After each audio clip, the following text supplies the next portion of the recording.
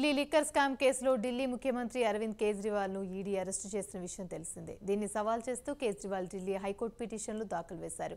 వ్యాజ్యాన్ని విచారించిన అనంతరం జస్టిస్ స్వర్ణకాంత్ శర్మ ధర్మాసనం తీర్పును రిజర్వ్ చేసింది. గురువారం తీర్పు వెలువడే అవకాశం ఉంది. సీనియర్ న్యాయవాది అభిషేక్ మను సింఘ్వి కోర్టులో వాదనలు వినిపించారు. రాబోయే ఎన్నికల్లో మొదటి ఓటు వేయకముందే ఆప్ పార్టీని కూల్చివేసేందుకు ప్రయత్నిస్తున్నారని వాదించారు. కేజ్రీవాల్ తరపు న్యాయవాది సింఘ్వి మాట్లాడుతూ ఇది చాలా ముఖ్యమైన కేసు అని కోర్టుకు తెలిపారు. అరెస్టు కారణంగా ఆయన లోక్సభ ఎన్నికల్లో ప్రత్యక్షంగా పాల్గొనలేరని చెప్పారు. రాజ్యాంగ విరుద్ధంగా అరెస్టు చేశారని కోర్టు దృష్టికి తీసుకెళ్లారు.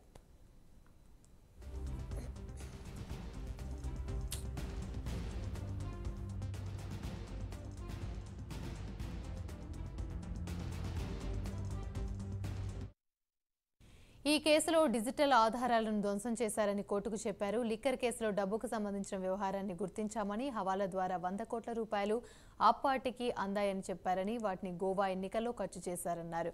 ఆప్ కన్వీనర్ కేజ్రీవాల్ అన్ని నిర్ణయాలు ఆయనే తీసుకుంటారని, AAP media incharge Vijay Nair liquor కేసులో కీలక పాత్ర వహించారని కోర్టు దృష్టికి తీసుకెళ్లారు.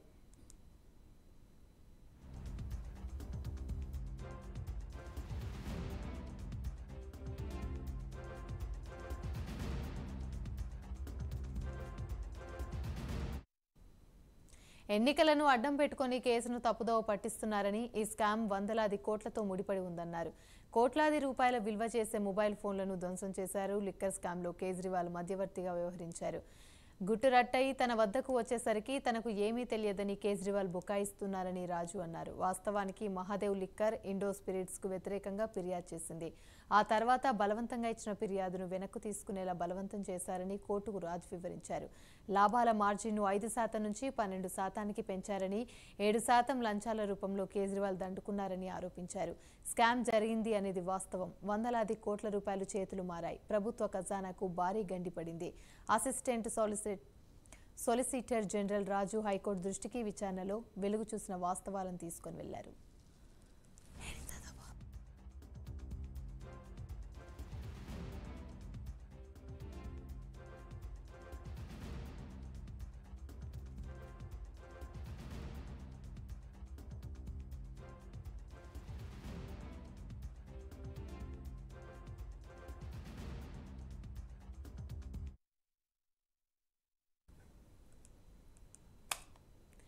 తైవాన్ ద్వీపాన్ని భారీ భూకంపం కుదిపివేసింది. బుధవారం ఉదయం చోటు చేసుకున్న ఈ విపత్తు కారణంగా పలు భవనాలు నేలకూలాయి. దీంతో ప్రజలు భయాందోళనలతో పరుగులు తీశారు. భూకంపం దాటికి ఏకంగా ఫ్లైఓవర్ వంతెనలే ఊగిపోయాయి. తైఫీ నగరంలోని ఓ ఫ్లైఓవర్ కొన్ని నిమిషాల పాటు కదిలింది. దానిపై ఉన్న వాహనదారులు భయంతో ఎక్కడికక్కడే ఆగిపోయారు. మెట్రో బ్రిడ్జ్ ఊగింది. ఇందుకు సంబంధించిన దృశ్యాలు సోషల్ మీడియాలో వైరల్గా మారాయి. తైవాన్ వ్యాప్తంగా భూకంప ప్రభావం కనిపించింది.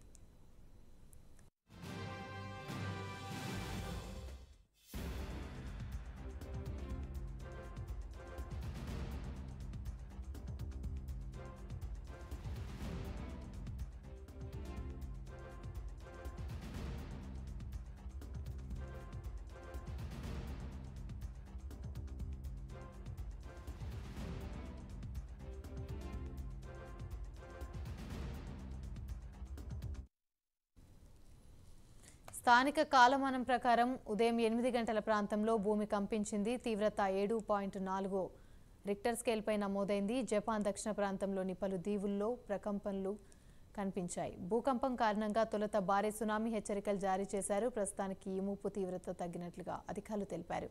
తైవాన్లో 25కు పైగా భవనాలు నేలమట్టమయ్యాయి. ఈ ఘటనలో 9 మంది మృతి చెందగా 50 మంది గాయపడినట్లు అధికారులు వెల్లడించారు. శిథిలాల్లో మరో 20 మంది చిక్కుకున్నట్లు తెలుస్తోంది.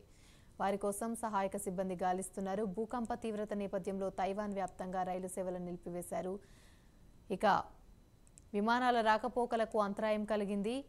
25 ఏళ్లలో ఇదే అతిపెద్ద భూకంపమని అధికారులు చెబుతున్నారు. తైవాన్కు శక్తివంతమైన భూకంపాలు కొత్తేమీ కాదు. 2.3 కోట్ల జనాభా కలిగిన హైటెక్ ద్వీపం తైవే. ఇక్కడ ప్రజలు కూడా భూకంపాలను ఎదుర్కోవడానికి సర్వం సిద్ధంగా ఉంటారు కాబట్టి ప్రాణ నష్టం తగ్గిందని నిపుణులు చెబుతున్నారు. తైవాన్ తరచూ భూకంపం దాటికి గురి కావడానికి ప్రధాన కారణం పసిఫిక్ మహాసముద్రంలో రింగ్ ఆఫ్ ఫైర్ ప్రాంతంలో ఉంది. ప్రపంచంలోని అత్యధిక భూకంపాలు ఇక్కడే సంభవిస్తూ ఉంటాయి. ఫిలిప్పీన్స్, సీఫెల్స్, యూరోఫిషియన్స్ ప్లేట్స్ రాపిడి వల్ల భూకంపాలు సంభవిస్తాయని చెప్తున్నారు.